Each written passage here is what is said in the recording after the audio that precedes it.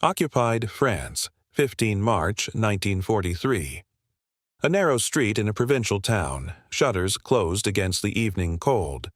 A man in an ordinary overcoat walks with deliberate calm past a parked lorry, his hand resting in his pocket around something heavy and unfamiliar. Ahead of him, a collaborator steps out of a doorway, laughing at something said over his shoulder. There is no crowd to hide in, no cover to duck behind, and no second chance if this goes wrong. The man closes the distance to perhaps 2 meters. He draws his hand free. What happens next makes almost no sound at all, no crack, no flash that anyone 3 doors down would notice, just a dull cough, quieter than a slammed car door. Then he turns and walks on, unhurried, disappearing into the dusk before anyone realizes what has happened. This is not a scene from a film. It is the kind of moment for which a small, strange, single-shot pistol was purpose-built in wartime Britain, a weapon so quiet that witnesses sometimes failed to register a shot had been fired at all. It had no name that meant anything to the enemy, no reputation, no silhouette recognizable from newsreels the way a Sten gun or a German Luger was recognizable. It looked to anyone glancing at it like a length of pipe with a handle. That, precisely, was the point. This is the story of the Welrod, the pistol built not to win battles but to end lives in silence and to vanish from memory as completely as its sound vanished into the evening air. By 1942, Britain faced a problem that conventional weapons simply could not solve. Across occupied Europe, resistance networks were multiplying, coordinated increasingly by the Special Operations Executive, the shadowy organization Winston Churchill had ordered in 1940 to set Europe ablaze. But sabotage, ambush, and open combat were only part of what these networks needed. Sometimes the requirement was narrower and darker, the elimination of a single informer, a Gestapo officer, a collaborator whose death needed to look less like an assassination and more like a man who had simply disappeared. For that kind of work, every weapon in the standard British arsenal was hopelessly unsuited. A standard service revolver produced a report that could be heard hundreds of meters away in quiet conditions, immediately drawing attention, patrols, and reprisals that could cost dozens of civilian lives. Rifles and submachine guns were worse still, impossible to conceal and equally impossible to silence effectively with the crude suppressors available early in the war. Even weapons fitted with existing sound moderators, such as the modified Sten guns SOE experimented with, still produced a mechanical clatter from the bolt cycling that gave away the shooter's position in anything but the noisiest surroundings.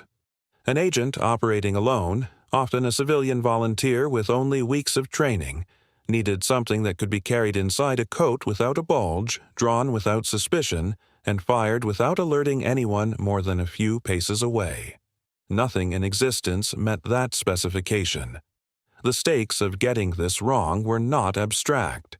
Resistance operatives caught with a firearm faced summary execution under German occupation policy, and a botched, noisy assassination attempt risked triggering brutal collective reprisals against entire villages, a pattern the Nazi regime had already demonstrated with horrifying clarity.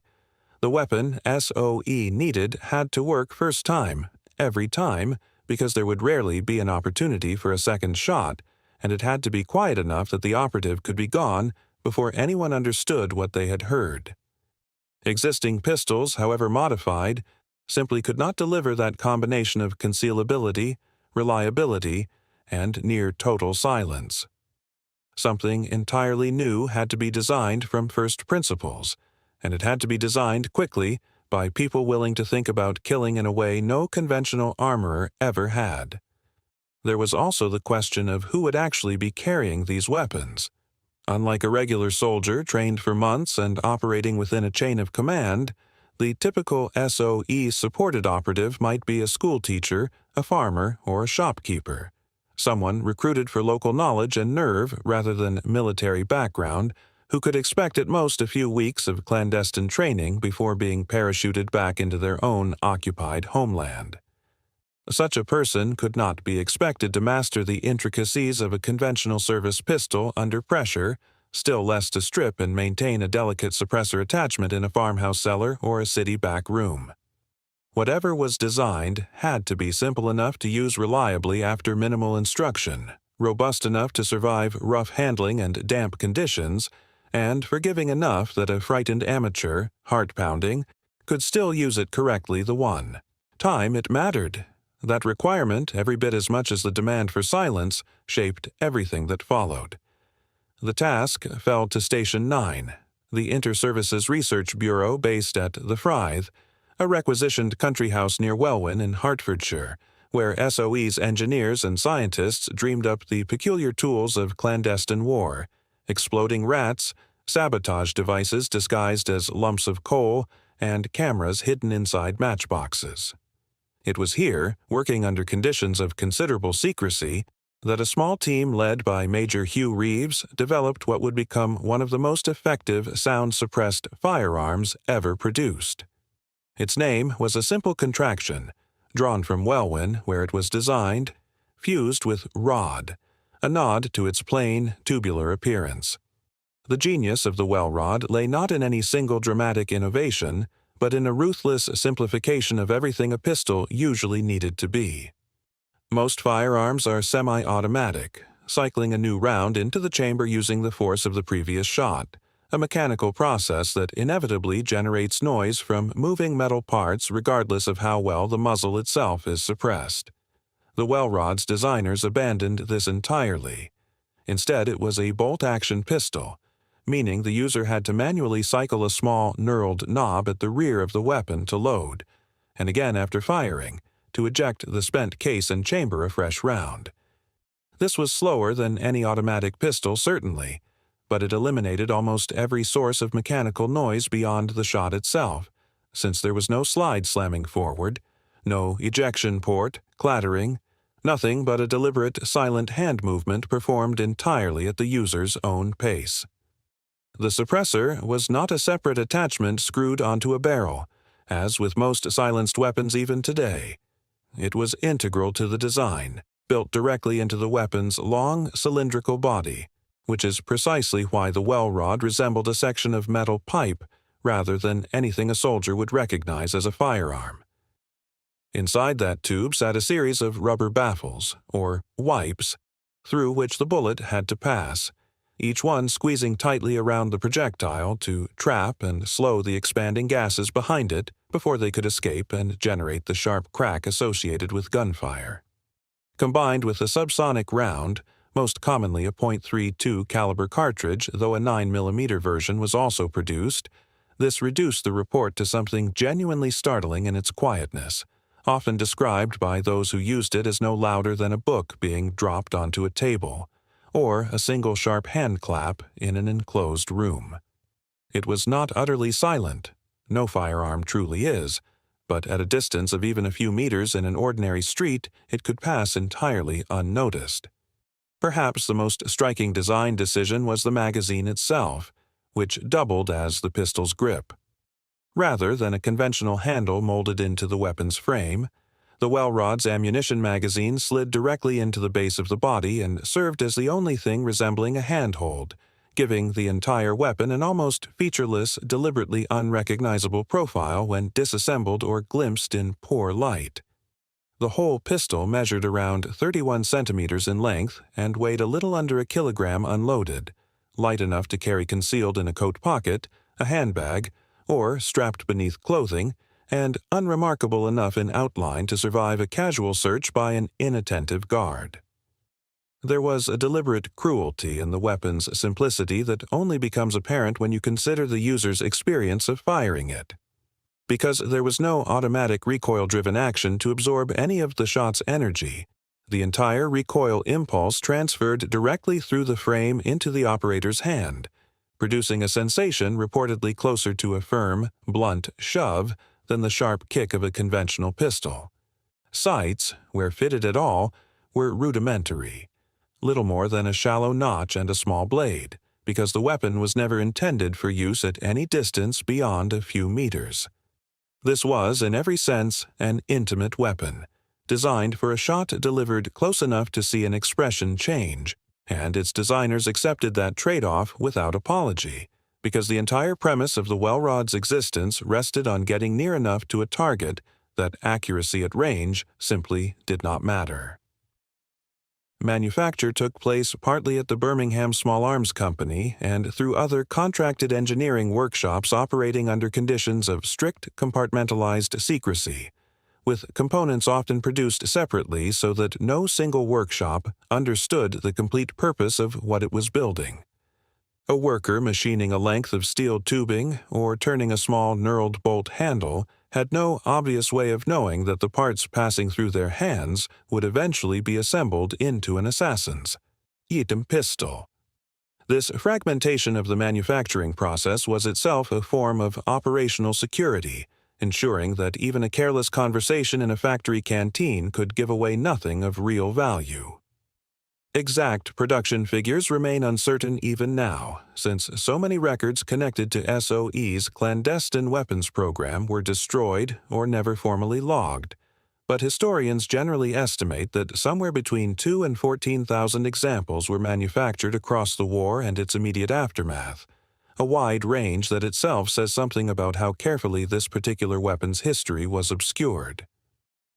Documented accounts of the Welrod's actual battlefield use are, by the nature of the operations it served, frustratingly sparse. SOE agents and resistance fighters across occupied France, Norway, and the Netherlands are known to have been issued the weapon for what the organization's own paperwork euphemistically termed close removal work, though surviving operational reports rarely specify individual incidents in detail, for obvious reasons of secrecy at the time and destruction of files afterwards.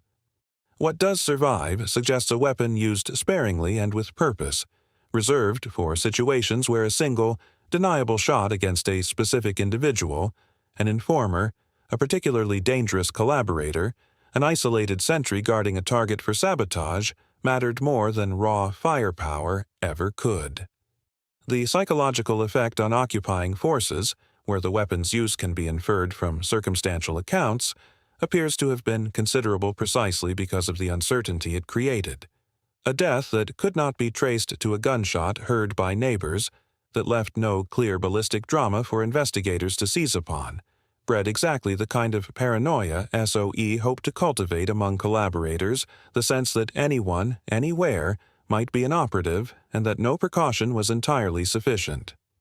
German security services, accustomed to investigating sabotage through the obvious signatures of explosives or gunfire, found themselves confronting deaths that resisted easy categorization, incidents that could be dismissed as accidents, suicides or unexplained collapses until a pattern, if one ever emerged at all, became impossible to ignore. Some historians have suggested the weapon saw continued clandestine use well beyond 1945, with credible though unconfirmed claims linking Welrod pistols to intelligence operations into the 1970s, a testament to how effectively the original design solved the problem it was built for.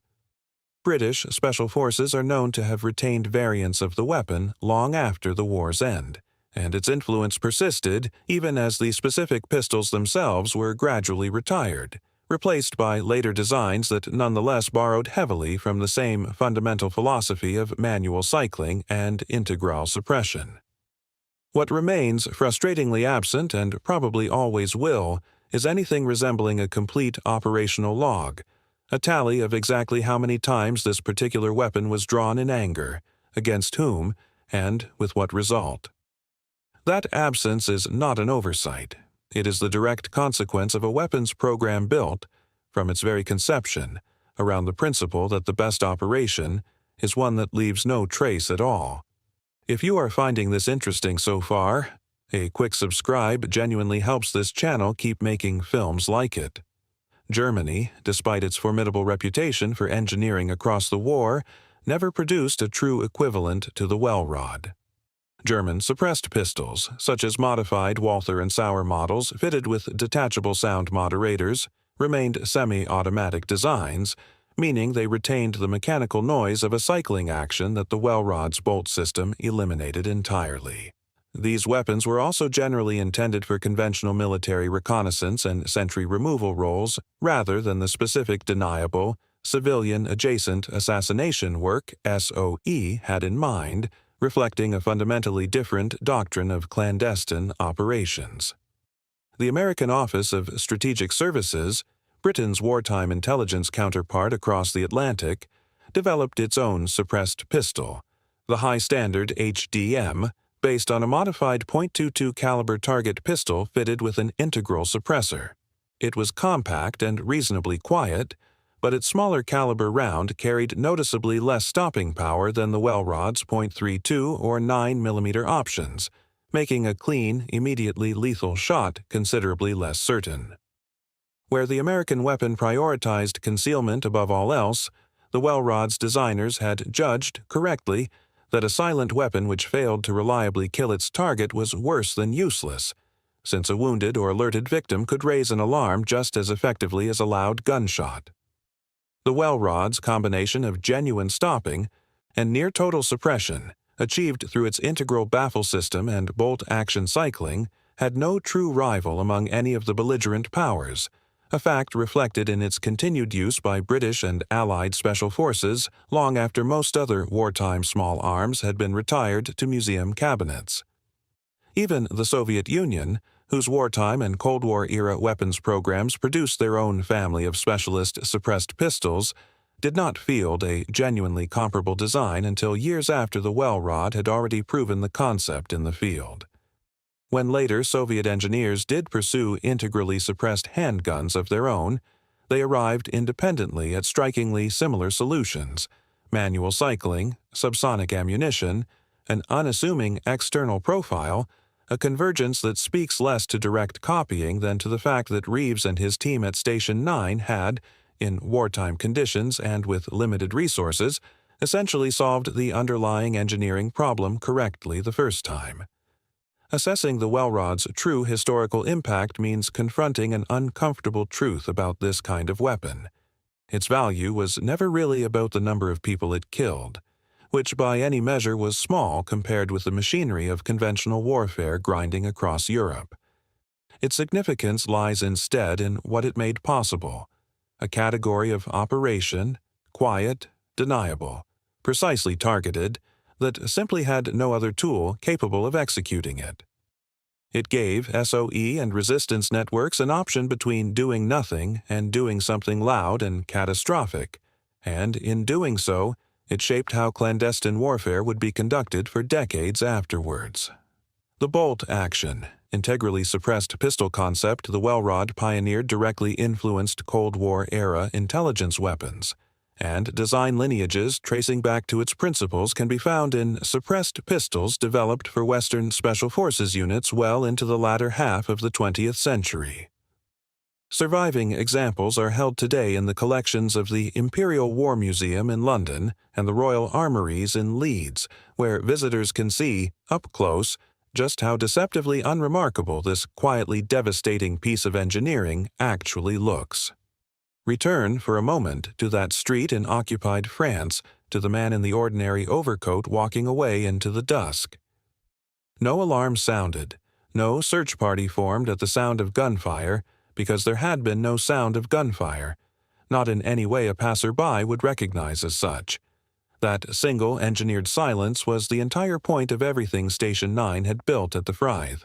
A weapon designed not around the mechanics of killing but around the mechanics of not being noticed while doing it. What the Welrod achieved was not a battle won or a campaign turned. It was smaller and stranger than that, and in some ways more unsettling, a demonstration that war could be waged not through overwhelming force but through the calculated removal of a single obstacle, silently, deniably, and without ceremony. It solved a problem no other weapon of its era could solve, not through brute engineering but through a kind of ruthless restraint, stripping away everything a pistol usually needed to be until only the essential function remained. No automatic action, no unnecessary noise, no profile that announced itself as a weapon at all, just a length of ordinary-looking metal tube, a hand steady enough to use it, and a silence more effective than any explosion. Hundreds, perhaps thousands, of these pistols were built in conditions of total secrecy, issued to people whose names in many cases have never been recorded, deployed in operations that official files still refuse to fully disclose. Most of what we know comes from fragments, surviving weapons in glass display cases, scattered mentions in declassified files, the testimony of the few operatives who ever spoke about what they carried. The rest, deliberately, was never written down at all. That, in the end, is the Welrod's true legacy. Not a weapon remembered for the noise it made, but for the noise it refused to make. A small, unassuming tube of metal that proved silence itself could be a weapon of war, and that some of history's most consequential moments happen not with a bang, but with something closer to nothing at all.